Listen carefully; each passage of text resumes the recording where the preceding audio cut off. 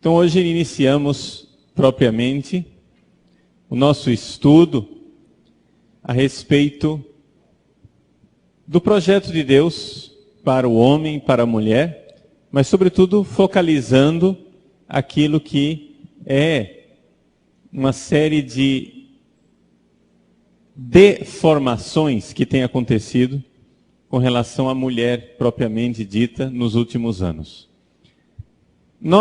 A nossa abordagem a respeito da missão da mulher e da vocação da mulher conforme o projeto de Deus é uma abordagem cristã. E como abordagem cristã, nós temos que levar em consideração duas coisas fundamentais a respeito da nossa identidade como seres humanos. Antes da gente falar de mulher, nós temos que falar de ser humano. Enquanto seres humanos, número 1, nós somos criados por Deus. E quando fomos criados por Deus, Deus viu que o que Ele fez era bom. Essa é a primeira coisa. Existe uma bondade fundamental no ser humano. Naquilo que é o projeto de Deus para o ser humano. O ser humano é uma forma de o espírito morar junto com a matéria. Nós somos alma e somos ao mesmo tempo corpo. Nós somos bem diferentes dos anjos. Os anjos, eles são somente espírito, eles não têm corpo. A forma, por exemplo, de os anjos aprenderem as coisas é bem diferente da nossa. Os anjos têm um aprendizado que é todo intuitivo. O anjo não precisa aprender. Ele não precisa de tempo para aprender as coisas. Ele intui e acabou. Já nós que temos um corpo, a forma do nosso espírito aprender está ligado, por exemplo, com o nosso cérebro. Então, nós dependemos do cérebro, do nosso cérebro estar bem ou estar mal. Se o nosso cérebro não está bem, a gente não aprende. Então, nós não somos anjos. A primeira obediência que a gente deve a Deus é dizer que Deus nos fez bem feitos. Nós somos dependentes do nosso corpo. Não adianta a gente chegar e dizer assim, não, nós já somos como os anjos. Não. No céu nós seremos como os anjos. Mas agora não.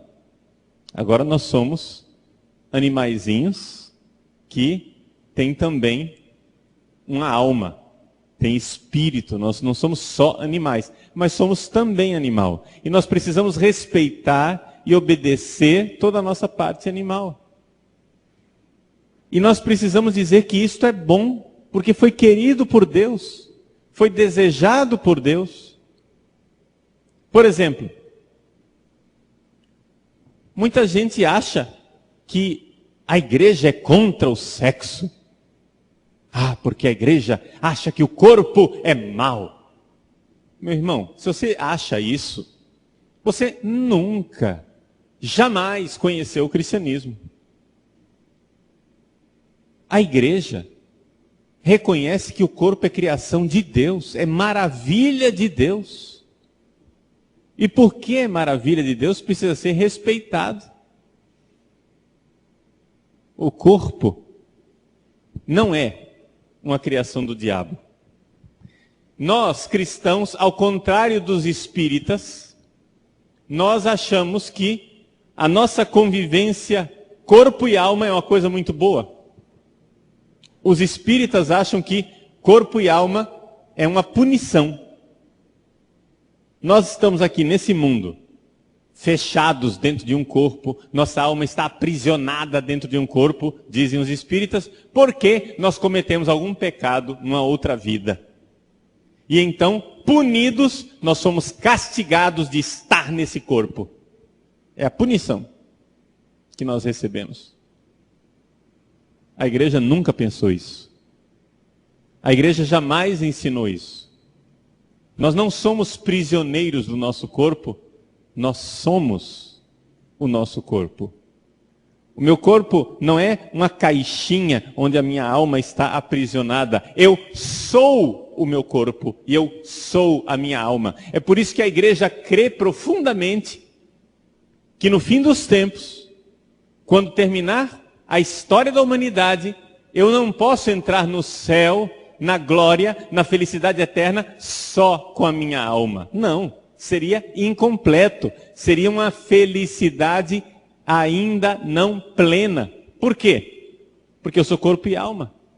Então, quando a pessoa morre e ela vai para o céu a alma. O corpo vai para o cemitério. Mas no fim dos tempos, nosso corpo ressuscitará. No fim dos tempos, nosso corpo ressuscitará e ressuscitará pleno, glorioso, sem defeitos. Você acha que o Padre Paulo vai ressuscitar careca? Não, minha filha. Eu vou ressuscitar com a cabeleira charmosa. Entendeu? Nós vamos ressuscitar com o nosso corpo perfeito. Aí tem uma amiga minha, casada, com 2 filhos, meio complexada, porque depois da segunda gravidez começou a ficar com aquela forma um pouquinho mais redonda, né? Eu falei uma vez, olha, nós vamos ressuscitar com o corpo perfeito. Ela disse, ah, que maravilha, eu vou ressuscitar magérrima. Não sei se nós vamos ressuscitar magérrimos ou redondinhos, porque a gente não sabe como é o nosso corpo sonhado por Deus. Nós sabemos, por exemplo, que tem muito essa coisa de ser gordo ou ser magro, tem muito de moda. É moda. Você olha para os quadros de modelos femininos no século XVI, XVII, as mulheres eram todas redondinhas, gordinhas. Aquilo é que era uma mulher saudável. Né? Se a gente apresentasse para aquelas pessoas o nosso ideal de beleza feminino, que é de o corpo de um adolescente, eles diriam, não, está faltando carne aí. Né? Existe muito desse fator cultural.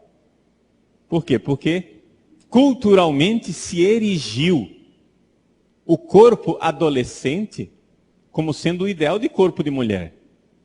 Mas sinceramente, será que é isso que Deus quer? Esse era o corpo pleno?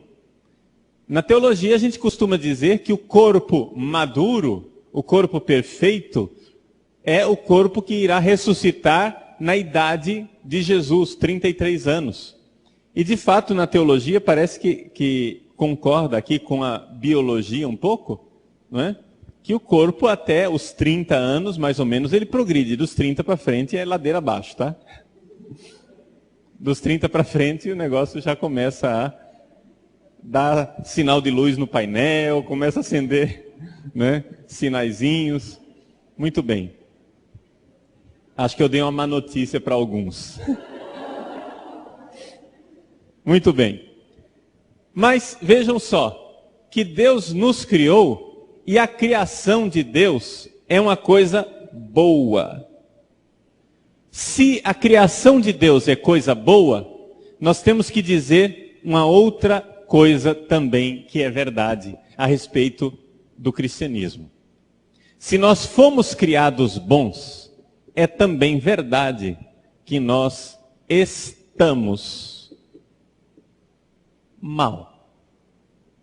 Só que mal aqui não é adjetivo, mal aqui é advérbio, né? Não é mal com U, é mal com L. Ou seja, nós não estamos bem. Nós somos bons, mas não estamos bem. Tem algum problema. E esse problema chama-se pecado original. Então isso quer dizer que se nós quisermos descobrir o projeto de Deus para nós, o sonho de Deus para nós, o que é que Deus espera de nós, nós não podemos olhar para nós. Por quê? Porque nós todos somos defeituosos. O nosso relacionamento de corpo e de alma não é aquilo que Deus sonhou. O jeito do nosso corpo se relacionar com a nossa alma está defeituoso por causa do pecado original. Então, se nós quisermos olhar para a forma como Deus sonhou uma mulher, nós precisamos olhar para a Virgem Santíssima. Não porque todas as mulheres precisam ter a vocação dela. Não, a vocação dela é especialíssima. Quem que tem vocação de ser mãe e virgem ao mesmo tempo? Mas é que nela se encontram as vocações de todas as mulheres, quer elas escolham ser mães, quer elas escolham ser virgens consagradas. Todas as vocações estão em Maria. Então, por isso ela é modelo para as virgens consagradas, por isso ela é modelo para as mães. As duas coisas. E se nós quisermos um modelo de homem, nós vamos ter que olhar para Jesus, porque ele não é alguém marcado pelo pecado original. E é claro que Jesus serve de modelo, seja para os homens, seja para as mulheres. Não é?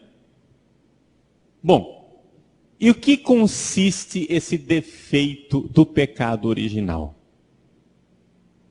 O que é esse defeito do pecado original? Nós não sabemos exatamente como é que nós seríamos se nós não tivéssemos o pecado original. A gente consegue ter uma intuição olhando para Jesus, olhando para Maria. Mas a gente não sabe exatamente. Por quê? Porque nós sabemos que de alguma forma o nosso relacionamento, o relacionamento do nosso corpo com a nossa alma está desordenado por causa do pecado original. E nós de alguma forma estamos de costas para Deus. O pecado original nos colocou numa situação de inimizade com Deus. Vocês sabem que o homem e a mulher viviam muito bem no paraíso. Deus, quando criou Adão e Eva, você vai dizer, padre, não me vem com história da carochinha. O senhor está achando que existiu Adão e Eva. Só falta agora o senhor dizer que acredita em Chapeuzinho Vermelho, né? Gente, o que interessa não é se existiu o personagem histórico Adão com o nome de Adão e Eva com o nome de Eva, entendeu? O que interessa é a verdade teológica que aquele relato quer nos ensinar. O que é que Adão e Eva no paraíso nos ensina? Adão e Eva no paraíso nos ensina que Deus criou o homem em harmonia com a mulher. O que significa isso? Deus olhou para Adão e disse, não é bom que o homem esteja só. Não é bom que o homem esteja sozinho. E então Deus tirou da costela de Adão Eva. Você vai dizer, já começou o machismo. Por quê? Porque por que o homem tem que ser o primeiro e a mulher tem que ser segundo? Vejam, nós não sabemos exatamente como interpretar esses textos bíblicos, porque são um pouco misteriosos para nós. Mas o Talmud, as antigas interpretações dos judeus, quando pensam no homem, que Deus tirou a mulher do lado do homem, eles dizem assim, na verdade Deus criou o humano. Adão ali seria o humano. Então o homem seria um todo, completo.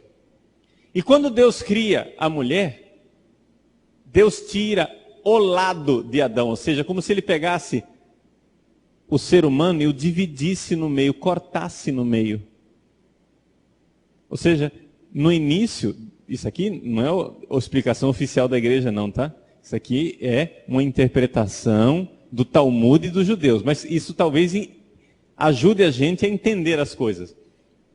Deus criou o homem e aí Deus foi e cortou o homem no meio. De tal forma que agora, daqui para frente, as duas metades se procuram mutuamente. A atração entre o homem e a mulher. Entende? As duas metades se procuram, ou seja, Deus tirou a mulher do lado de Adão. Entendeu? Como se tivesse cortado Adão no meio, agora ficou metade. Macho ficou para um lado, fêmea ficou para o outro. Essa é a interpretação do Talmud.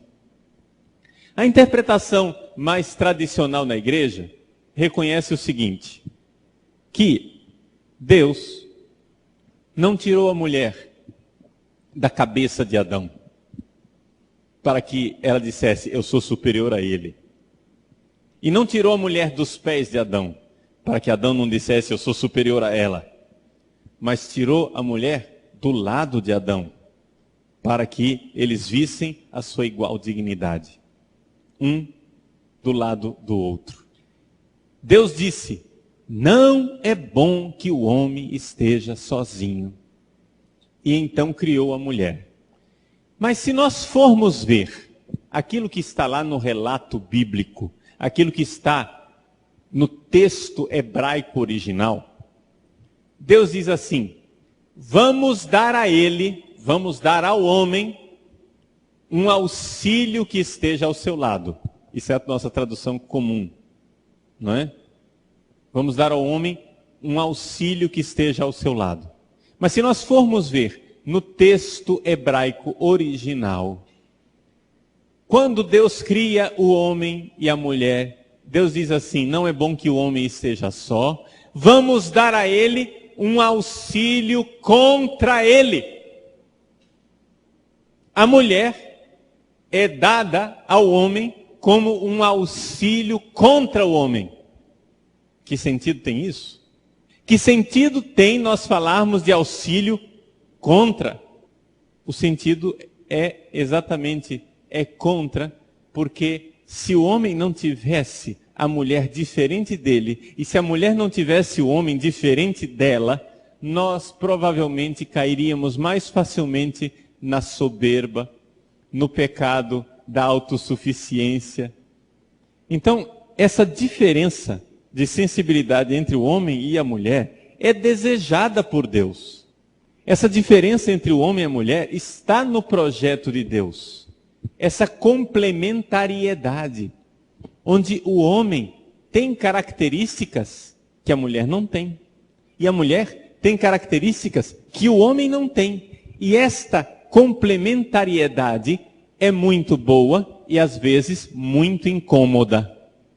Quando a gente vê o relacionamento de um casal, né?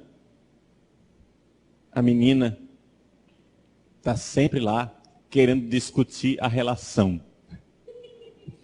O rapaz não quer saber da relação, discutir a relação. Ele quer viver sem pensar muito no relacionamento. Dá para ver essa diferença entre os dois? Dá para ver a diferença, né? As mulheres acham que os homens são muito desleixados, não ligam para as pessoas, passam por cima dos sentimentos das pessoas, não estão nem aí, machucam as mulheres. E, ao mesmo tempo, os homens... Pergunta para os homens o que eles acham das mulheres. Ih, mulher complicada, fica vendo problema onde não existe, né? Fica criando caso, querendo discutir coisa que para nós é óbvio. Para nós, homens, a vida é tão simples, né? E as mulheres olham para os homens assim: ih, mas são burros mesmo, né? Não enxergam os verdadeiros problemas. Então, aqui que está a diferença entre o homem e a mulher. Esta rixa, entre aspas, de diferença, só faz bem ao homem e à mulher. Faz um bem imenso aos dois. E nós queremos agora igualar essas diferenças, acabar com essas diferenças. É ir contra o projeto de Deus. Então vejam, é necessário que as mulheres sejam femininas e os homens sejam masculinos. Mas é igualmente necessário que o homem masculino tenha uma abertura espiritual para entender que ele precisa da feminilidade da mulher. E é necessário que a mulher feminina tenha uma abertura para reconhecer que ela precisa da masculinidade do homem. São coisas assim que são características que são complementariedade. Agora, o pecado original perturbou isso. Perturbou não somente o relacionamento homem e mulher, como a gente vê nas brigas, né? Na guerra dos sexos, né? Não somente o relacionamento entre homem e mulher, mas o pecado original perturbou também o nosso equilíbrio como pessoa. O que é que Deus sonha para nós? Qual é o sonho de Deus para nós?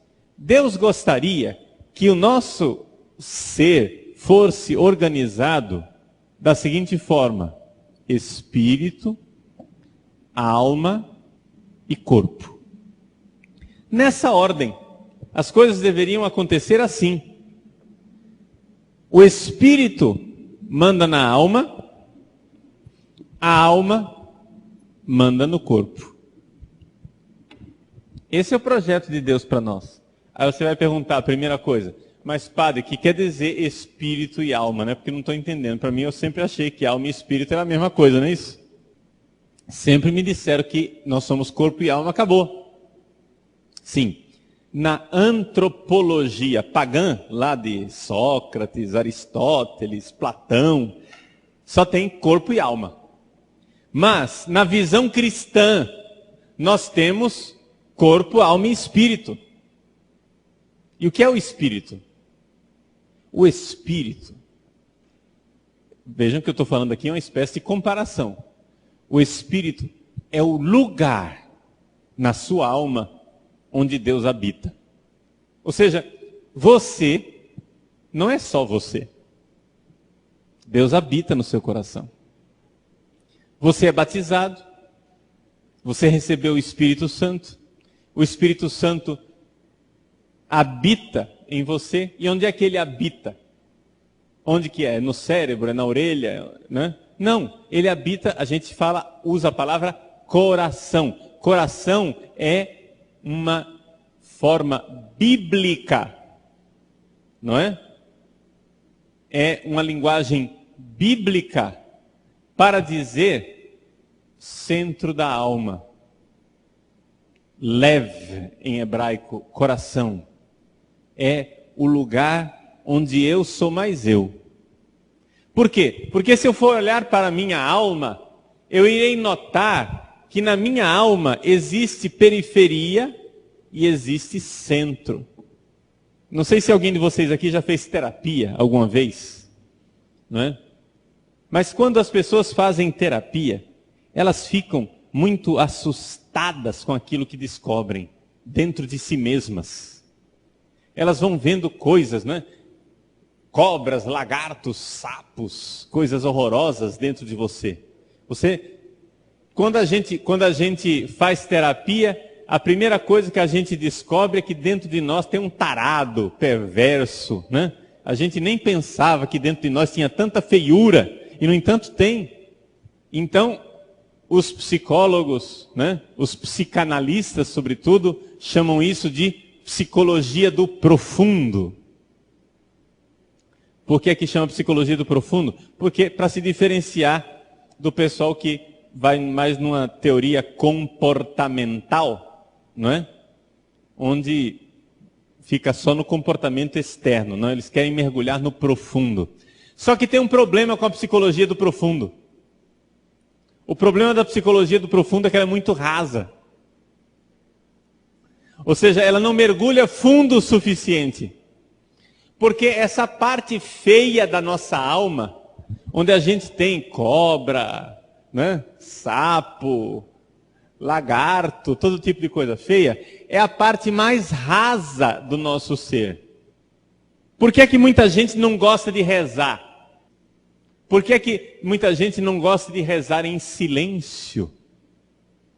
Né? A gente vê muitas vezes os nossos grupos de oração, seja de qual for o movimento, às vezes são muito tagarelas.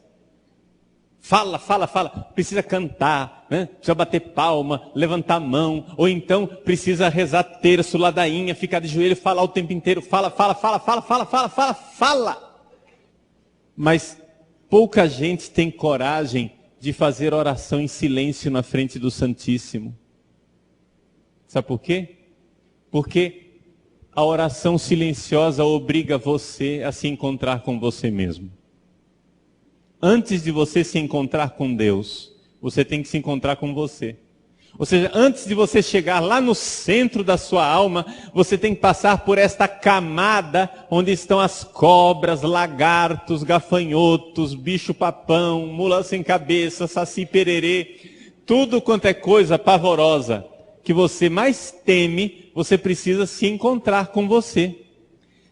Depois que você se encontrou com você, você mergulha mais fundo ainda, e aí você começa a fazer a verdadeira psicologia do profundo, quando você encontra a parte luminosa da sua alma, a parte boa, porque essa parte tarada, perversa, maluca, é só a casca do seu ser.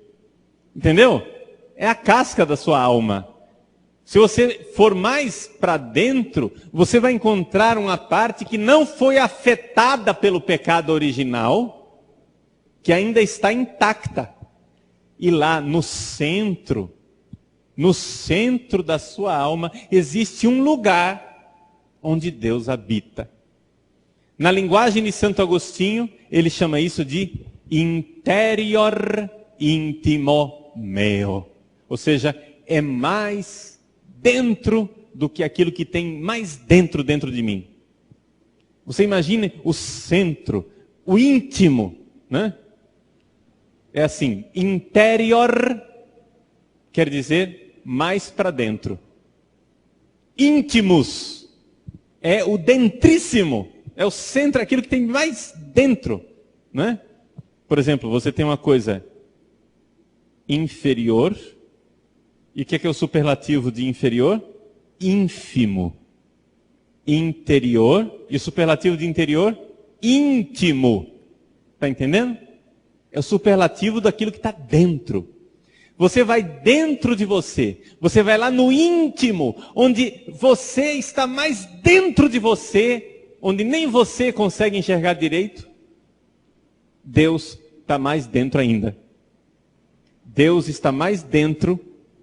Deus é mais interior do que o meu íntimo. Deus habita no centro da alma. É isso que nós cristãos chamamos de espírito. Uma pessoa equilibrada, uma pessoa conforme o projeto de Deus, é uma pessoa onde o espírito manda na alma, que manda no corpo. Ou seja, aquela parte da minha alma onde Deus habita, manda nas partes da minha alma onde Deus ainda não habita, mas precisa controlar, e manda no meu corpo. Qual é o projeto do diabo? O projeto do diabo é o contrário. Ele quer que o corpo mande na alma e a alma expulse o espírito. Está entendendo? Quer que o corpo mande na alma. E isso ele consegue. Por exemplo, quando você vai namorar, e você diz, não, hoje eu vou namorar, mas o meu namoro hoje vai ser casto. E aí você vai e começa a namorar, e de repente, a sua alma que estava dizendo, vai ser assim, está daqui a pouco obedecendo o seu corpo, e está dizendo, não, está gostoso, espera um pouquinho, só um pouquinho mais. Não é assim que acontece? Nós precisamos, né, aprender a colocar as coisas na ordem de Deus. Então, vejam que nós temos aqui essa realidade. Deus criou o homem bom, mas o homem está mal. E está mal como? Você está mal no relacionamento homem e mulher, porque o homem e a mulher começaram a se olhar como rivais e não como complemento, uma contrariedade que é complementar, bonita. Nós começamos a olhar um para o outro como rivais e, ao mesmo tempo, estamos descontrolados em nós mesmos, porque os nossos corpos estão mandando nas nossas almas e não deveria ser assim. Uma das coisas que as pessoas não entendem, por que a igreja insiste na ascese, jejum, a gente tirar o conforto do nosso corpo, né, fazer penitência, rezar de joelhos, fazer alguma coisa. Por que a igreja insiste nisso? Porque isso é um treinamento. Você está treinando o seu corpo a obedecer à sua alma. Se você aguenta rezar de joelho, embora esteja doendo, se você aguenta fazer um pequeno sacrifício, não estou falando de prejudicar a saúde, não. Ninguém quer prejudicar a saúde de ninguém aqui. Mas se você consegue fazer um certo sacrifício para que a sua alma mande no seu corpo, na hora que você é tentado, né? Se você, por exemplo, chega na hora que você pode comprar um sorvete, você diz, não, está muito quente, eu estou com muita sede, eu estou com dinheiro no bolso, o sorvete está ali, mas eu digo, Senhor, eu te ofereço esse sacrifício, eu não vou tomar o sorvete. Aí você vai treinando a sua alma para dizer para o seu corpo, fica quieto, fica com sede aí. Aguenta um pouquinho, 15 minutos de sede. Deixa eu marcar no relógio aqui, ó. Estou com sede agora, só vou tomar daqui a 15 minutos. Aí você marca, deu horário, bebe água, tanto que quiser. Então vejam, você está dizendo para o seu corpo, espera. Você está mandando no corpo. E as coisas então ficam em ordem. Com a graça de Deus, com a ajuda de Deus. É por isso que a igreja insiste nisso, porque nós precisamos colocar as coisas em ordem. Então, a primeira coisa que nós precisamos ver concretamente é essa realidade. Essa realidade da desordem. Então, todas as vezes que você estiver neste curso aqui, que nós estivermos falando das características do feminino, do masculino, etc e tal, tenha essas duas coisas diante dos olhos. Primeiro, o que Deus fez é bom. Sexo, por exemplo. Sexo é coisa boa. Quem inventou o sexo não foi o diabo, gente, foi Deus. Sexo não é coisa de Satanás, é coisa de Deus. Agora, problema. O problema é que a gente se esquece de Deus. A igreja é contra o sexo fora do matrimônio, por quê? Porque o sexo é pecado? Exatamente o contrário. Porque o sexo é sagrado. Porque o sexo é sagrado, ele só pode ser vivido num ambiente sagrado. Você não vai pegar uma coisa sagrada e profanar por aí. Você não vai pegar um objeto sagrado, um terço, né? Água benta, uma imagem santa, né? Você não vai pegar um objeto sagrado e colocar, sei lá, junto com uma revista pornográfica, não vai levar num prostíbulo, né? Você não põe na porta do prostíbulo uma pia de água benta. Ninguém faz isso. A mesma coisa diz São Paulo. Não façais dos membros do corpo de Cristo os membros de uma prostituta. Está entendendo? É profanação. Gente, para nós cristãos, o nosso corpo, ele não é profano. Ele só é profanado. Nosso corpo, ele é sagrado. Agora, nós não podemos profaná-lo. O que acontece é que a nossa cultura, cada vez mais, quer nos reduzir a animais.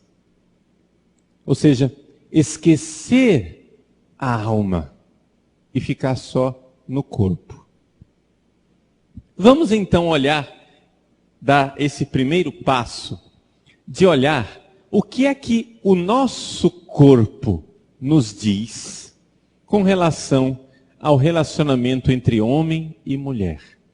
Para que a gente veja aquilo que Deus fez. Então, vamos esquecer um pouquinho da alma por enquanto. Tá? Para ver a bondade do corpo como ele foi feito por Deus. Primeira coisa. Eu não entendo, sinceramente, tem uma coisa que eu não entendo no feminismo. Essa coisa de querer fazer a igualdade entre o homem e a mulher. O que eu não entendo no feminismo é o quanto ele é contrário à óbvia natureza das coisas. É óbvio. É evidente que não existe igualdade entre macho e fêmea. Nós podemos olhar isso no mundo animal. Basta olhar para o corpo dos animais machos e dos animais fêmeas, para você ver que é diferente. Por que é que nós, seres humanos, temos que ser contra a natureza criada por Deus, queremos fazer as coisas iguais? É revolta. Revolta contra Deus.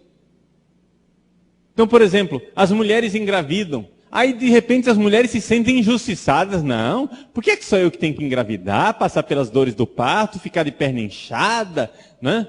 Ter que ter o meu abdômen dilatado? Não, os homens vão ter que engravidar também. Aí começa as pesquisas científicas para fazer um jeito de o homem engravidar. A gente ri disso, mas essa demência é a demência da nossa cultura atual. Querer forçar as coisas contra a criação de Deus. O que o nosso corpo nos diz? Vejam, gente. Olhe para o corpo de um homem e de uma mulher e você veja que, em primeiro lugar, nós somos animais. Vejam, eu não estou reduzindo o sexo à animalidade. Vocês estão entendendo o que eu estou fazendo aqui? Aquilo que eu vou falar daqui para frente é animalidade? Sim, mas não é só isso a respeito do ser humano. Mas existe uma verdade animal a nosso respeito que foi criada por Deus. Por exemplo, por que é que os homens sentem atração pelas mulheres que têm o quadril mais largo, que têm os seios fartos, que têm a pele, né, com uma textura de pêssego? Por quê? Porque isso tudo demonstra que ela está mais apta para ser mãe. Se a mulher tem o quadril mais largo, vocês imaginem numa época em que não havia cesariana. Hoje tem cesariana, né?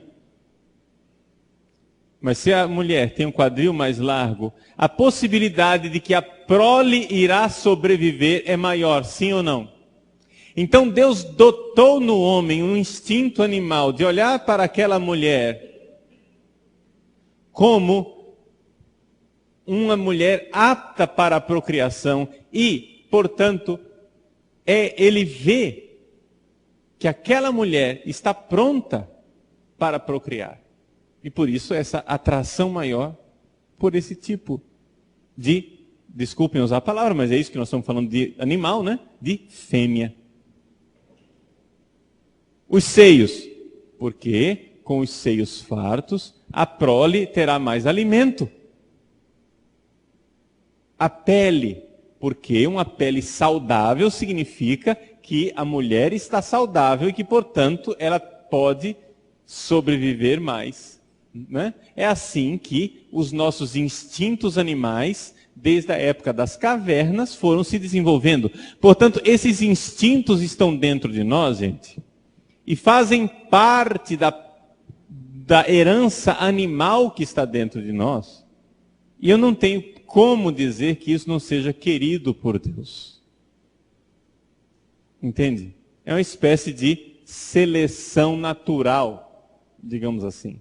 Aí quando a gente vai e tem um ideal feminino, onde a menina é reta, um palito de cima e embaixo, você vê que ideia de mulher está ali. É a mulher que não procria. Entende? É uma mulher que não é avaliada a partir da possibilidade da procriação. Eu estou, por acaso, incriminando o corpo de alguém? Não, gente, não estou incriminando o corpo de ninguém. Eu só estou dizendo que esses instintos naturais estão sendo modificados pela cultura atual. Só isso.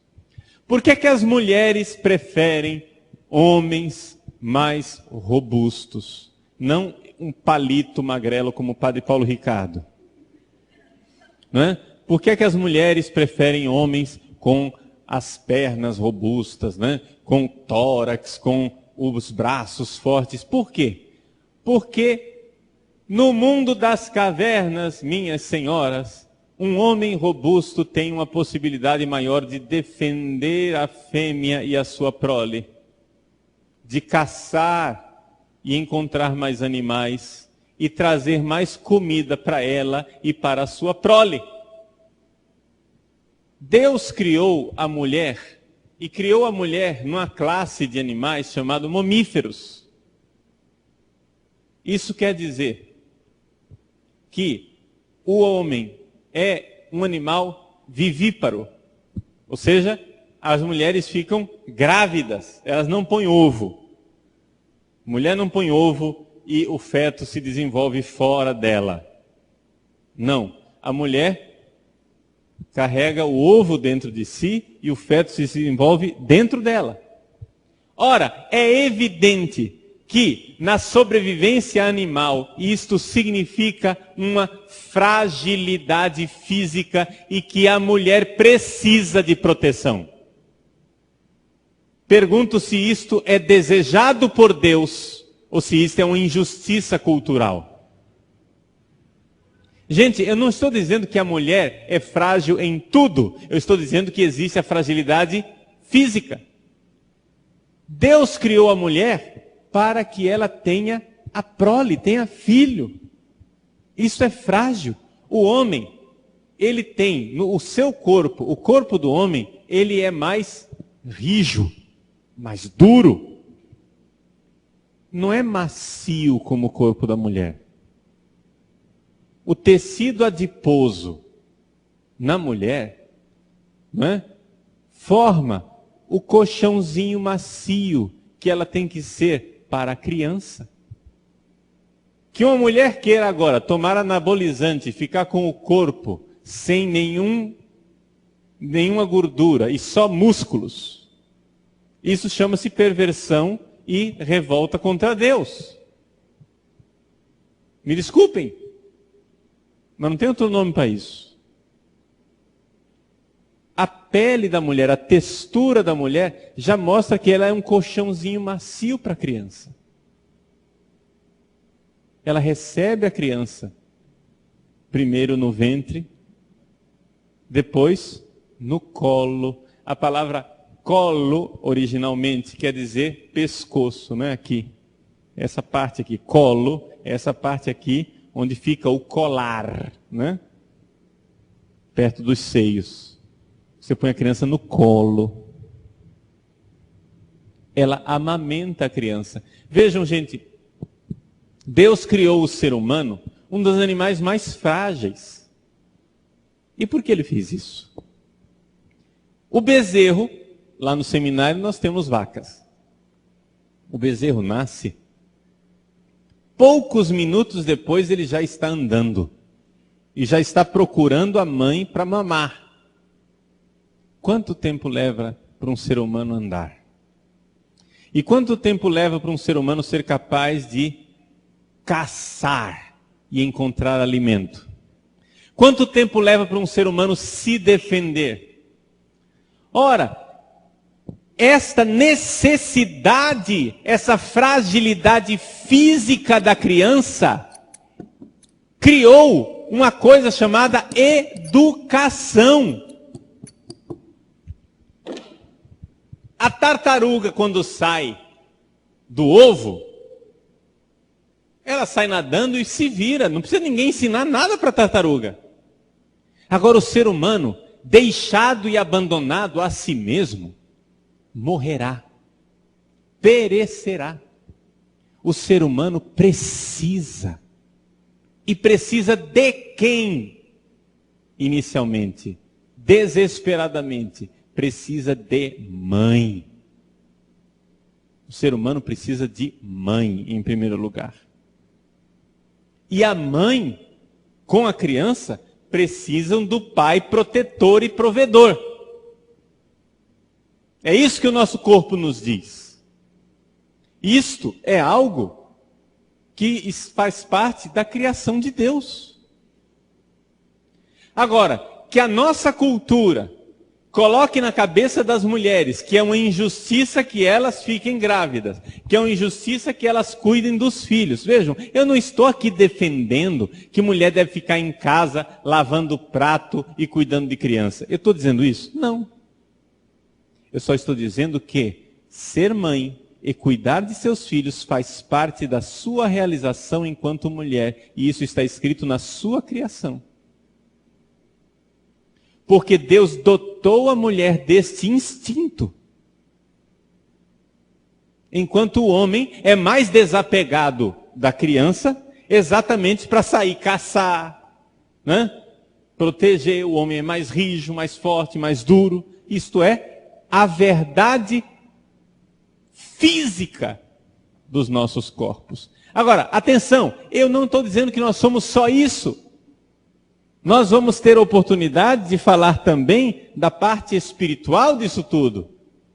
O que é ser espiritualmente mãe e o que é ser espiritualmente pai. Nós vamos falar disso.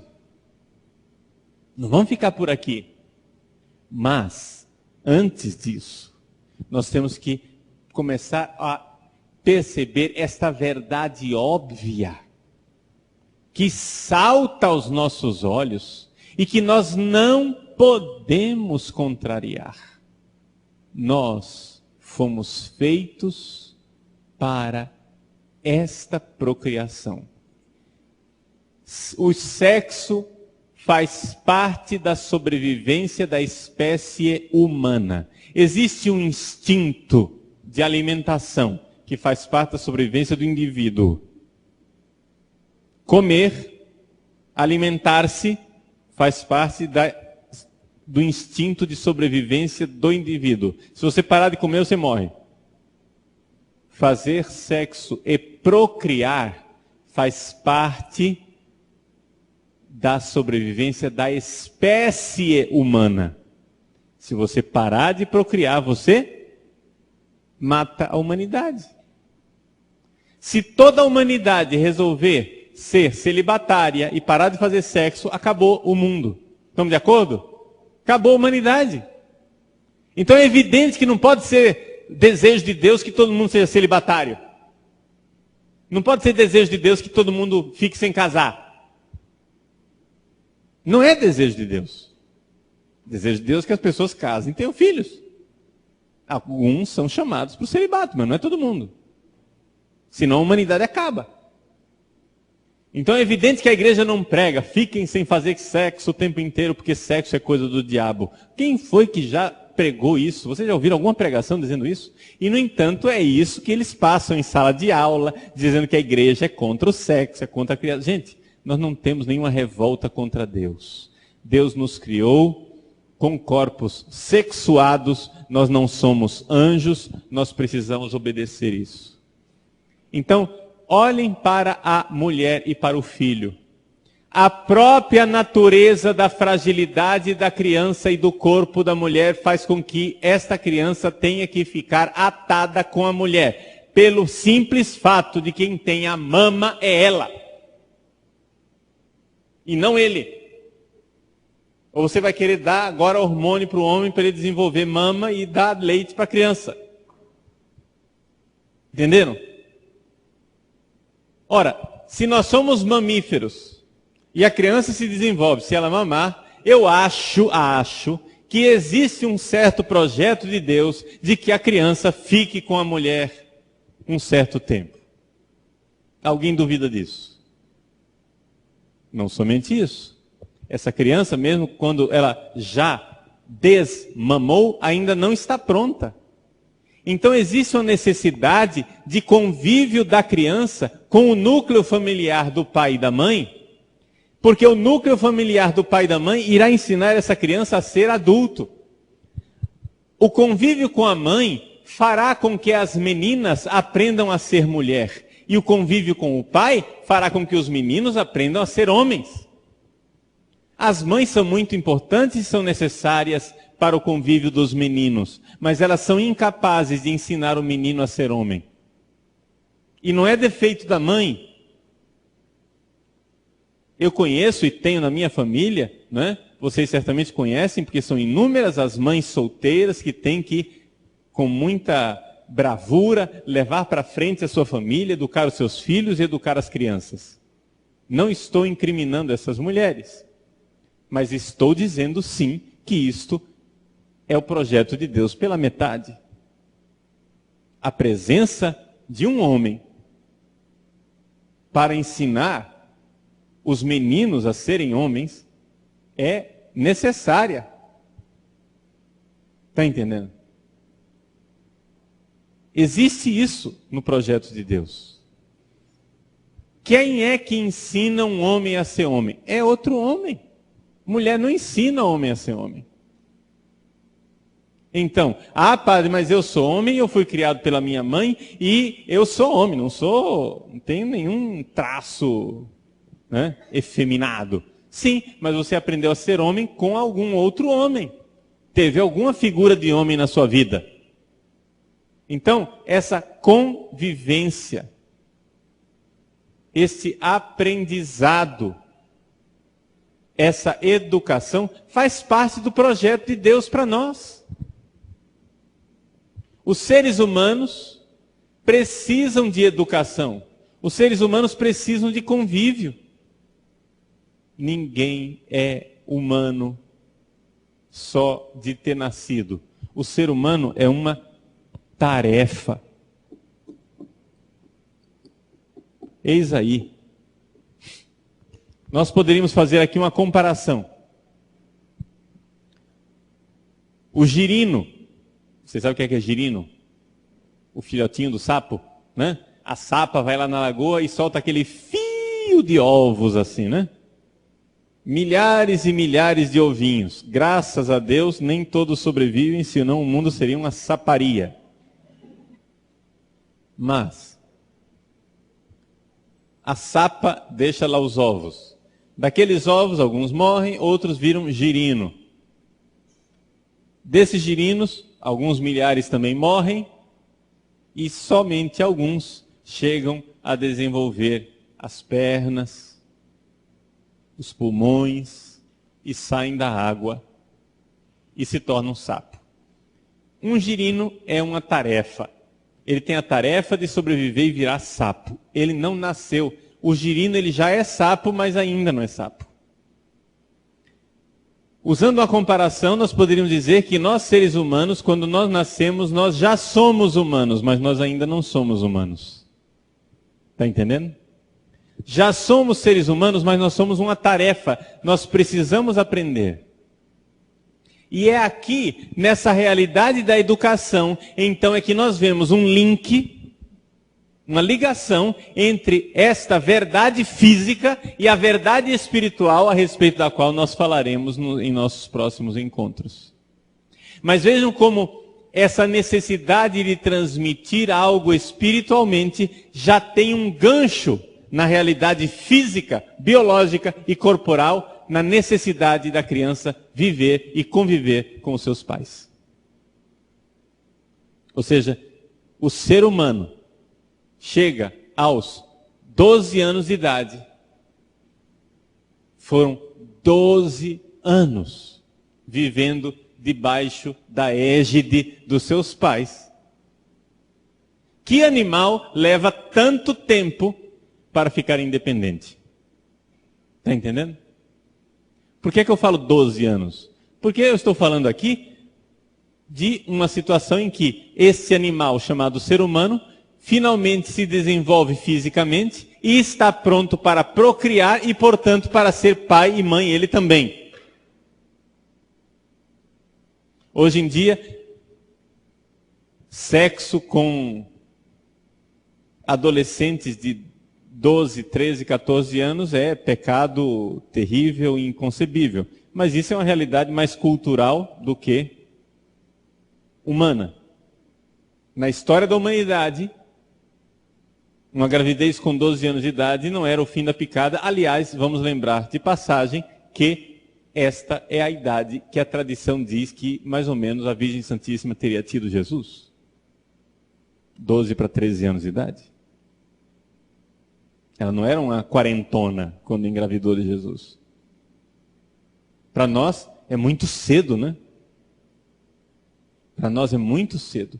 Mas é por causa da nossa situação cultural. O que é para nós uma família hoje? Para nós uma família hoje é você estar pronto para viver a sua vida completamente independente. Na cultura de Jesus e de Maria, não. Quando uma pessoa se casa, essa pessoa se casa, mas continua fazendo parte da família mais ampla, daquele clã no qual tinha um patriarca. Entendeu? A família ampla. Você olha para o Brasil de 100, 200 anos atrás, né? Tinha, vamos supor, o senhor de engenho, o fazendeiro que era o patriarca, e mesmo o filho, depois de casado, continuava obedecendo o pai. Então tinha ali uma pleiade de filhos casados com mulheres e netos, etc, etc. A família era uma coisa muito ampla. Então era evidente que um casamento com 14 anos de idade, com 13 anos de idade, não exigia daquele casal uma maturidade muito grande. Por quê? Porque a pessoa tinha ainda que viver sob a tutela de alguém mais velho e mais experiente. Está entendendo? Então, para aquela época, casar-se com 12, 13 não era o fim do mundo. Né? Então, vejam só. Nós temos aqui essa realidade, então, da educação. A educação mostra que a fraqueza, a debilidade física do ser humano na sua infância é a janela que nós temos de convívio para que aquele ser humano receba dos seus pais o aprendizado da humanidade ao longo de milênios. Nós precisamos de alguns milhares de anos para aprender, por exemplo, princípios básicos de higiene. Foram milhares de anos de gente morrendo de doenças bobas que poderiam ser evitadas se a gente lavasse as coisas antes de comer. Se a gente tomasse banho com mais frequência.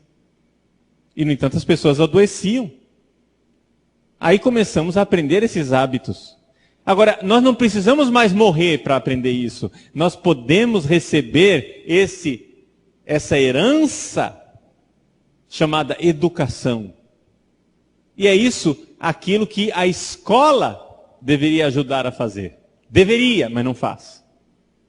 A escola, ela é encarregada de ajudar a família a transmitir para a sua prole a herança espiritual de milhares de anos de aprendizado da humanidade.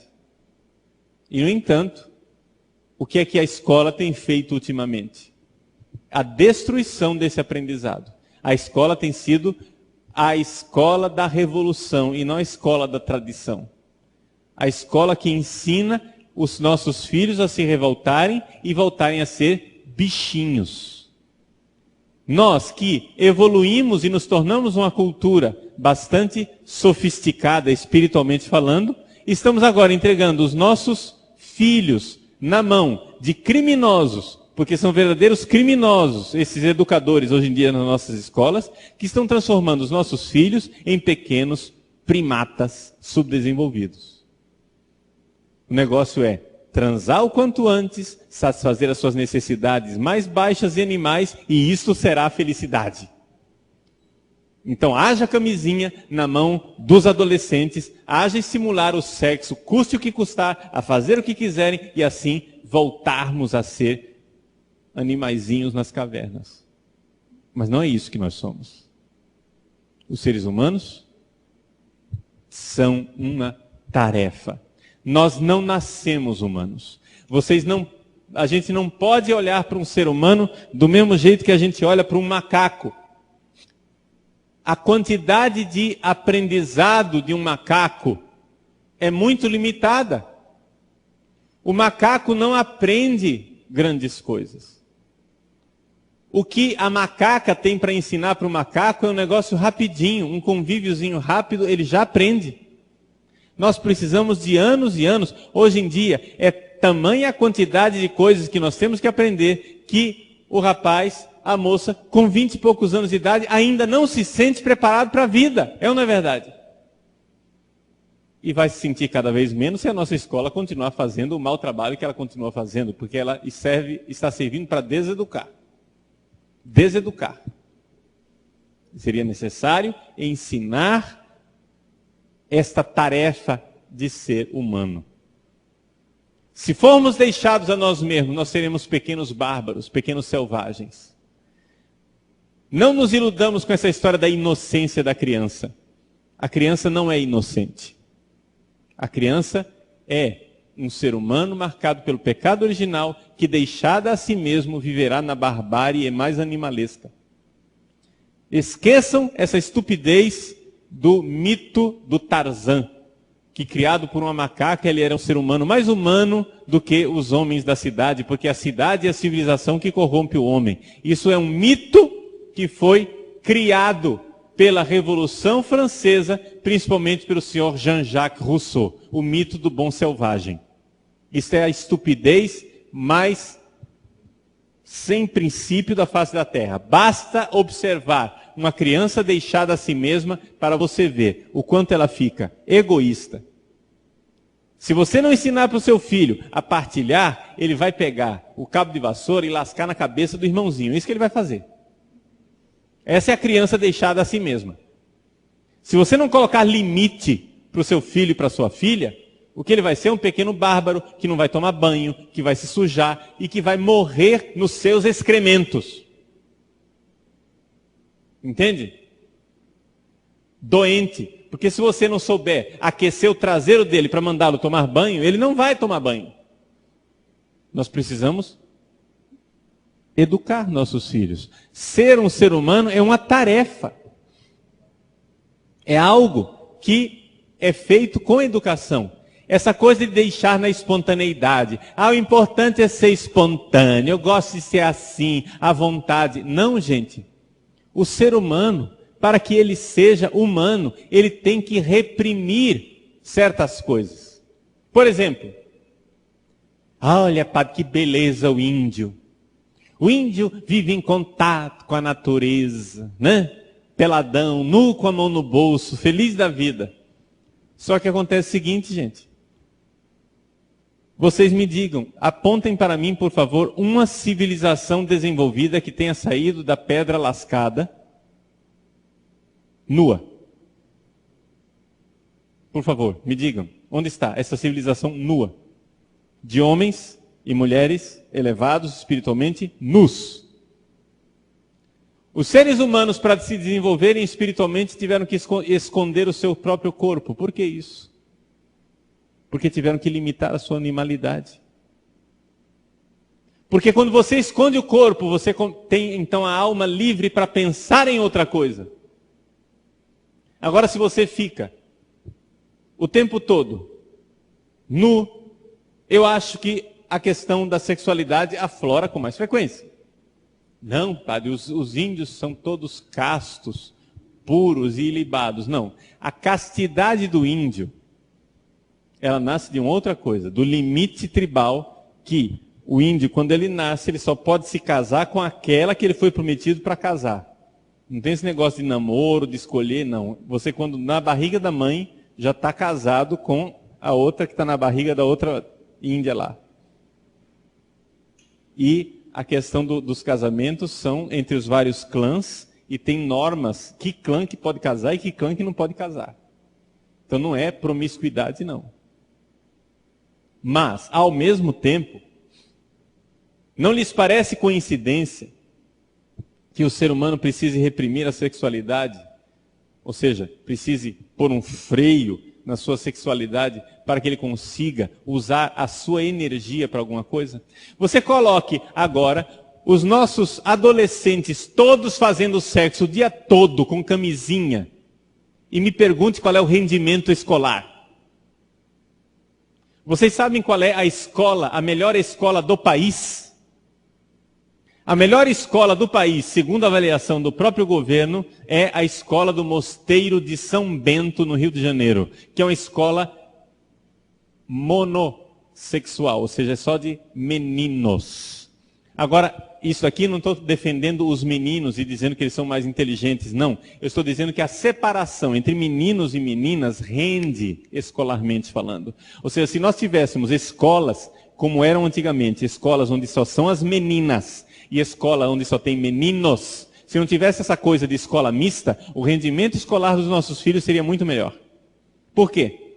Porque aqueles meninos que estão ali no segundo grau, na adolescência, você pegar o sangue daquele menino e espremer, só sai testosterona, minha filha. Agora você vai pegar um rapaz desse, que só tem testosterona na veia, coloca do lado de uma menininha bonitinha, com a sainha curta, toda empinadinha, e quer exigir que ele aprenda trigonometria. Ah, vai te catar. Não vai funcionar, gente. É evidente que não funciona. Aí os caras ainda saem distribuindo camisinha e dizendo, não, transa porque é bom, transa porque é bom. O menino se acaba de masturbação na internet, consome todas as energias que ele tem, e isso tudo que é bom, nada. E você quer que esse país se desenvolva desse jeito?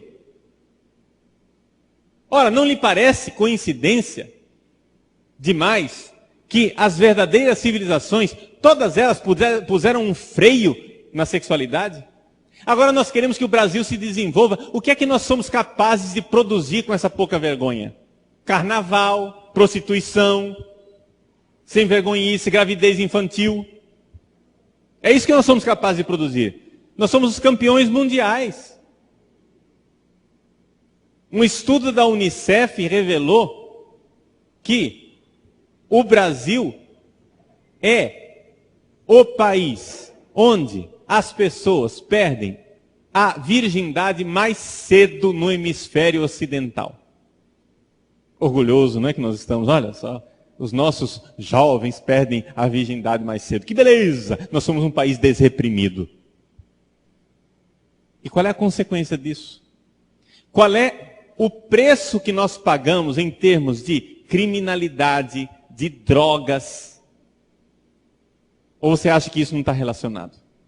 Você coloca na cabeça de um jovem, desde cedo, de um adolescente, que ele vai ser feliz se ele tiver prazer, prazer, prazer, prazer. Ele começa transando, claro, ele vai, tem relações sexuais. Depois que teve bastante relação sexual e ele vê que aquilo não satisfaz, ele vai passar para o álcool, para a droga e para tantas outras coisas. E quando ele não tiver mais dinheiro para comprar isso, ele vai matar. Porque afinal, você está impedindo ele de ter prazer.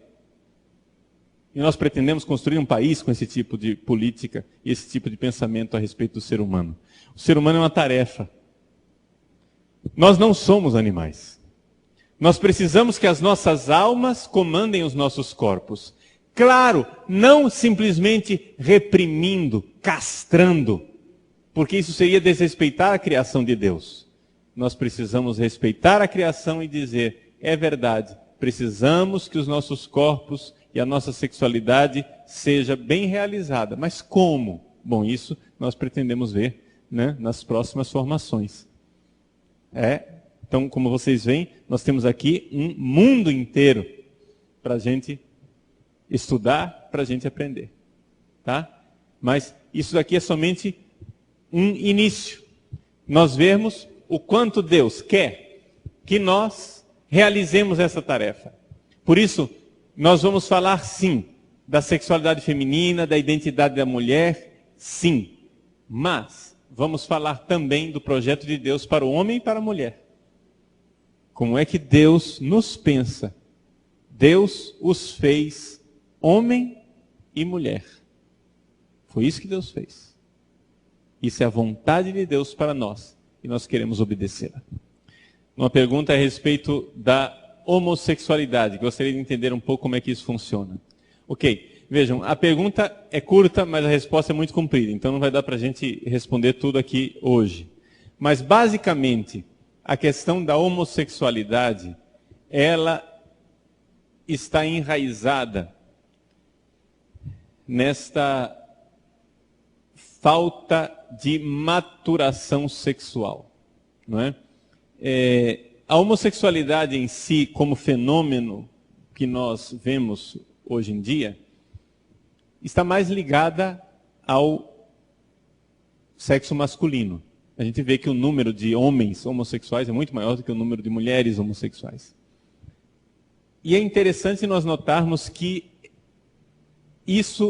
essa falta de desenvolvimento, de maturação sexual nos homens, é bastante comum, exatamente porque o caminho que foi escolhido hoje em dia para o desenvolvimento da humanidade é o caminho de desprezo da masculinidade e exaltação da feminilidade. Desde criança, os meninos vão sendo quase que doutrinados a achar o mundo masculino como um mundo onde ele se sente culpado de ser homem. Entende? E por isso, a admirar cada vez mais o mundo feminino como um mundo sensato, um mundo cheio de valores, e se identifica mais com a mãe do que com o próprio pai. Essa é a questão do relacionamento do homem. E, com relação à homossexualidade feminina, o lesbianismo, eu diria que a causa é também mais ou menos a mesma, porém no seguinte sentido. Você pode ver que toda menina que tem problema de homossexualidade, ela tem de alguma forma uma rejeição da figura da mãe. Ou seja, quando a mãe tem algum traço que ela rejeita, ela volta as costas para o mundo feminino e não quer ser feminina, de alguma forma, né? Então, existe essa rejeição da própria identidade. Então, o rapaz, ele rejeita o mundo do pai, a menina rejeita o mundo da mãe. Tá? O que é que o feminismo influencia nisso tudo? Influencia bastante em quê? Em propagandear na cabeça dos meninos a bondade de ser feminino e não ser masculino. Ou seja, você pode ver que hoje em dia nós conseguimos fazer com que o homem se sinta culpado de ser homem. Se sinta culpado. Hoje a cultura atual, toda ela culpabiliza. O homem é culpado de quê? De guerra, de violência, de tudo aquilo que é ruim na humanidade veio do homem. Então o homem se sente sempre culpado de ser masculino. Ele se sente quase que chantageado e levado a ser feminino. Você vai e pega esse fenômeno do metrosexual. O metrosexual o que é que é? É um rapaz que quer ter relações sexuais com mulheres, mas se sente culpado de ser homem. Então ele quer ser mulher um pouco, de alguma forma. Então você vai lá e abre o armário dele, está cheio de cremes, né? Está cheio de cosméticos, ele parece mais do que o armário da irmã dele. Ele é mais vaidoso do que a irmã. Por quê? Porque ele assumiu todo esse lado feminino, embora ele goste de mulheres, né?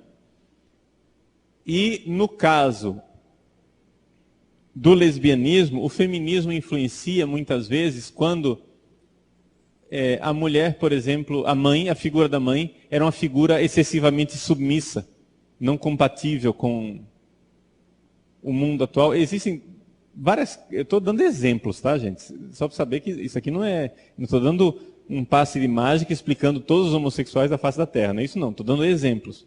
Então, muitas vezes, a mãe era muito submissa, ela rejeita aquela figura de mãe e quer ser mulher de outro jeito. Ou então o contrário. A mãe era muito possessiva, controladora, excessivamente presente, e ela se identifica com uma outra vertente. Então, seja como for, é uma questão de falta de identificação com o protótipo masculino ou feminino que se encontraria no pai ou na mãe. A pergunta se a pessoa já não nasce com a tendência, porque a gente vê crianças muito pequenininhas que já têm alguma tendência, né, masculina ou feminina, contrária àquilo que é a sua natureza. Veja, eu não acredito que o fenômeno epidêmico de homossexualidade que nós encontramos na nossa sociedade atual se explique assim. Eu não estou negando que não exista possibilidade de alguma tendência congênita. Pode haver, mas não é o caso geral, não é a regra. Ou seja, a regra é geralmente algo que se desenvolve quando a criança ou o adolescente já está mais avançado na idade. Essa é a regra geral, né? Aquilo que é congênito poderia se explicar por outras razões, hormonais, genéticas, etc., né? Então é difícil a gente explicar o fenômeno homossexualidade com uma causa só. Tá? A pergunta é a respeito dos educadores. O que é que os educadores precisam fazer para retornar a essa forma tradicional de educar? Bom, a primeira coisa que o educador tem que fazer é se formar. Não é? Essa é a primeira coisa. Então, o que nós estamos querendo fazer aqui? Ou seja, a primeira coisa é você saber qual é o projeto de Deus para não ficar dando tiro, né, à torta e à direito. Não é? Saber o que é que Deus pensa para nós. Em segundo lugar, saber também que é necessário um pouco de método e de paciência. Nós chegamos à situação na qual nós nos encontramos, não foi da noite para o dia. Esse pessoal vem já há décadas desmontando o nosso sistema educacional. Não vai ser também da noite para o dia que nós vamos montar tudo de volta. Está entendendo? Então, calma e paciência, mas a primeira coisa, acho que o primeiro passo é esse que nós estamos dando aqui, que é a conscientização e a formação.